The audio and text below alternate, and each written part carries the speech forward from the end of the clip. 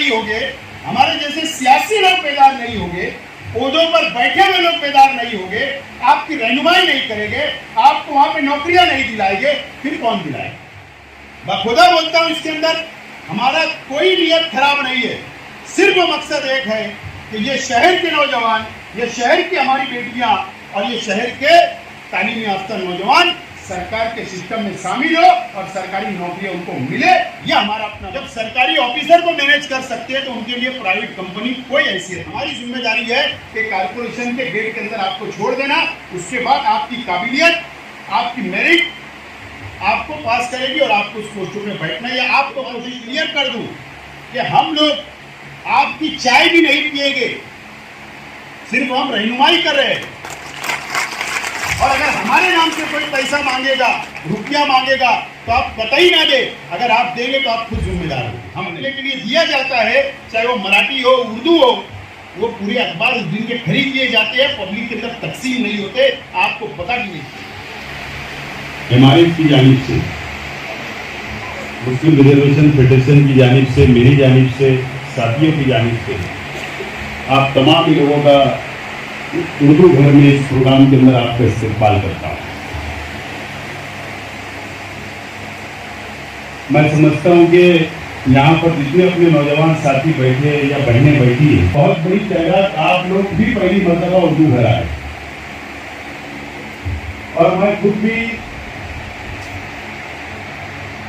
4 साल के बाद यहाँ पर आया हूँ। इब्तिदा करके जब हम लोग यहाँ से गए थे, उसके बाद मैं भी 4 साल के बाद यहाँ पर आया हूँ। और ये उर्दू घर बनाने का जो मकसद हमारा अपना था, वो यहाँ पर कोई सियासी जलसा करने के लिए नहीं, यहाँ पर कोई ऑर्केस्ट्रा नाच गाने के लिए नहीं, हमारा अपना जो मकसद था कि हमारे शहर के तलबा व तालिबात, स्टूडेंट्स, तालीमी याफ्ता जो नौजवान तालीम हासिल करना चाहते हैं, यह आप लोगों के लिए ही ये उर्दू घर बनाया गया था। और मैं समझता हूं कि जब से उर्दू घर का इफ्तिदा हुआ, ये पहला प्रोग्राम है जो अपने मकसद, जो उर्दू घर जिस मकसद से बना था, उस मकसद से हम लोग आज इसकी इफ्तिदा करें। अभी यहां से जाने के बाद आप पूरा उर्दू घर घूमिए। आप अगर ऊपर जाएंगे तो आपको स्टडी सेंटर नजर आएगा जो आप लोगों के लिए बनाया गया। सामने आप जाएंगे तो कॉन्फ्रेंस हॉल बना है। और यही मकसद था कि हमारे बच्चे यहाँ पर आकर स्टडी करें। यहाँ पर आकर हमारा तो बहुत प्रोग्राम थे, लेकिन मैं उस जानिब नहीं जाना चाहता। इंशाल्लाह वक्त रहा तो जरूर हम लोग उसको पूरा करने की कोशिश करेंगे। बहरहाल शकील जानीरेख साहब ने आपको मुकम्मल बातें बताई और अभी इखलाक भाई और कमरुद्दीन भाई आप लोगों को मुकम्मल रहनुमाई यहाँ पर करेंगे। मुझको आज ऐसा लगा था कि इस हॉल के अंदर कुर्सियां कम पड़ जाएंगी, लेकिन 70% ही नौजवान यहां पर नजर आ रहे। और हमारा अपना मकसद है कि अगर एक नौजवान भी आता था तो उसको मुकम्मल तौर पर ट्रेनिंग देकर उसकी रहनुमाई करना हमारा अपना मकसद है। लेकिन क्या वजह है कि हमारे अपने नौजवानों में, खास तौर पर मुसलमान जो हमारे अपने बच्चे हैं या जो हमारे हिंदू भाई है जो उनके बच्चे हैं, क्या वजह है कि आप लोगों के अंदर बेदारी नहीं आ रही है? शहर के नौजवानों के अंदर बेदारी नहीं आ रही है। यह आपकी अपनी गलती नहीं है। मैं ऐसा मानता हूं कि आप लोग मायूस हो चुके हैं। मुकम्मल तौर पर मायूसी आपके चेहरे पर नजर आ रही है कि हमको नौकरी मिलेगी या नहीं मिलेगी। और मिलेगी तो वहां लाखों रुपये तो नहीं देना पड़ेगा। या आपने ये सोच लिया होगा कि सरकारी डिपार्टमेंट में हम लोगों के लिए कहां पर नौकरियां खाली है। यह असल में हमारा अपना जहन पहले से बना दिया गया है और ये वजह है कि हमारे नौजवानों के अंदर बेदारी नहीं है। यही से वीडियो चालू। और ये पहला प्रोग्राम है जब हमको पता चला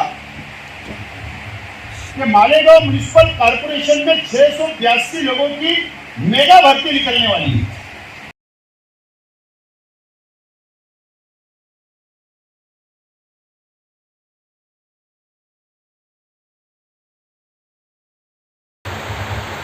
आज मालेगांव म्युनिसिपल कॉर्पोरेशन में टेम्पररी जॉब मानधन तत्व के ऊपर कम से कम 500 से 600 लोग आज काम कर रहे हैं। जो 682 भर्ती जो निकली है, जो खाली पोस्ट जो है, उसके ऊपर टेम्पररी लोग जॉब कर रहे हैं। और जॉब कर रहे हैं तो बहुत, ये शहर के अंदर मंत्री भी है, ये शहर के अंदर बहुत ताकतवर सरकार में बैठे हुए लोग भी मौजूद है। तो वो इसके लिए वहां नहीं बैठे हैं बड़ी पोस्ट के ऊपर कि सिर्फ रोड गटर बनवा लिया जाए या जिंदाबाद मुर्दाबाद करने के लिए नहीं बैठे। हर लीडर ये चाहता है कि मेरी कौम के बच्चे आगे बढ़े। हर लीडर चाहता है, हर सियासी लीडर चाहता है। और ये बहुत प्री प्लानिंग से, बहुत एक बड़ी प्री प्लानिंग से, जो मैं आपसे बोलना चाहता हूं कि 682 पोस्ट तो खाली है, लेकिन आज 500 से ज्यादा लोग टेम्पररी जॉब पर उस पोस्ट के ऊपर काम कर रहे हैं टेम्पररी। अगर हम लोग बेदार नहीं होते, हम लोगों की नजर नहीं होती, तो ये फैसला किया जा चुका था कि 682 सीट के ऊपर जो लोग टेम्पररी जॉब कर रहे हैं, जो हमारे अपने तालुके के हैं, तालुके के बाहर के हैं, नासिक जिले के हैं, ऐसे लोगों को बिना भर्ती की इश्तिहार निकाले, बिना इंटरव्यू लिए, बिना रिटन एग्जाम दिए हुए उन लोगों को डायरेक्ट गवर्नमेंट से प्रपोजल ले जाकर मंजूरी लाकर और उस पोस्ट के ऊपर परमानेंट कर देना, हमेशा के लिए उनको वहीं पे लगा देने की पूरी साजिश हो चुकी थी।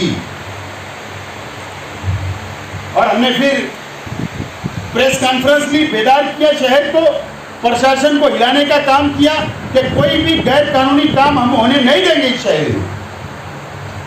ये हमने कोशिश शुरू की। यहाँ तक कि आप लोग जो यहाँ पर बैठे हुए हैं, हमने एनसीपी भवन के नीचे आप लोगों के लिए इंतजाम किया। 3 लोग बैठे वहाँ पर और आप लोगों के डॉक्यूमेंट वगैरह लेकर आपका रजिस्ट्रेशन हमने करवाया कि आपको वहाँ तक गेट तक पहुँचाने की जिम्मेदारी हम लोग ले और रहनुमाई करें आप। और अभी आपको रहनुमाई का टेक्निकल होता है, ये हमको तो यही पता नहीं होता के अंदर इश्तिहार कब निकलेगा करना है, क्योंकि अखबार हम लोग नहीं पढ़ पाते कि जो अखबार के अंदर इश्तिहार छपना चाहिए, छापने के लिए दिया जाता है, चाहे वो मराठी हो, उर्दू हो, वो पूरे अखबार उस दिन के खरीद लिए जाते हैं, पब्लिक के अंदर तकसीम नहीं होते, आपको पता भी नहीं चलेगा। तो हमको कहां पता चलेगा कितनी भर्ती निकली है? लेकिन हमारी अपनी नजर है, इश्तिहार निकलेगा, कौन कौन सी पोस्टों के लिए कितनी सीटें हैं, उसमें मुकम्मल तफसील आएगी, उसमें तारीख दी जाएगी कि फला तारीख से फला तारीख तक आप लोग अपना ऑनलाइन आप लोग फॉर्म भर सकते हैं। उसके बाद रिटन एग्जाम हो गए, क्योंकि 5000 10,000 लोग आएंगे और उसके बाद रिटन एग्जाम होगा। उसके बाद आपको मेरिट के अंदर जो लोग रहेंगे, अगर 600 सीट है तो 1500 2000 को अंदर ले लिया जाएगा, बाकी को पहले राउंड में बाहर किया जाएगा। फिर उनका ओरल एग्जाम होगा और ओरल एग्जाम के अंदर भी भ्रष्टाचार होता है, वो सेटिंग होती है। जो ऑफिसर इंटरव्यू लेने के लिए बैठते हैं, जो कमेटी होती है, वो कमेटी के पास पहले से नाम होते हैं फला फला शख्स का, वो आते हैं, नाम पूछते हैं, उनको देख लेते हैं, ठीक ओके डन, आप लोगों को मार्क बढ़ा के दिया जाएगा, जिसको फेल करना है उसको मार्क कम दी जाएगी, वो बाहर हो जाएगा। इस तरीके से भ्रष्टाचार होता है और इसीलिए हम लोग चाहते हैं कि आप लोगों की मुकम्मल रहनुमाई की जाए। कोई भी पेपर आपका अधूरा ना रहे, कोई भी सर्टिफिकेट आपका अधूरा ना रहे, आप लोग मुकम्मल तौर पर परफेक्ट होकर वहां तक पहुंचे। हमारी जिम्मेदारी सिर्फ ये है, मैं आपको दोबारा ये बात मैं क्लियर कर दूं कि हम लोग आपकी चाय भी नहीं पिएंगे, सिर्फ हम रहनुमाई कर रहे हैं।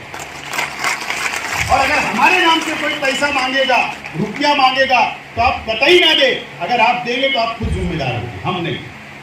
लेकिन हमारी जिम्मेदारी है कि कारपोरेशन के गेट के अंदर आपको छोड़ देना, उसके बाद आपकी काबिलियत, आपकी मेरिट आपको पास करेगी और आपको उस पोस्टों में बैठना है या आपको कोशिश करना है। हम कोशिश करके नहीं देंगे कि आपको ऑर्डर देंगे, नहीं तो आमतौर पर आप लोग खुश फहमी में रहेंगे कि पहला प्रोग्राम इन्होंने किया, ये हम लोगों को ऑर्डर लेकर हाथ में लेंगे। तो ऐसा नहीं है, हम लोग आपको अच्छा रास्ता बताएंगे, वहां तक ले जाकर छोड़ेंगे।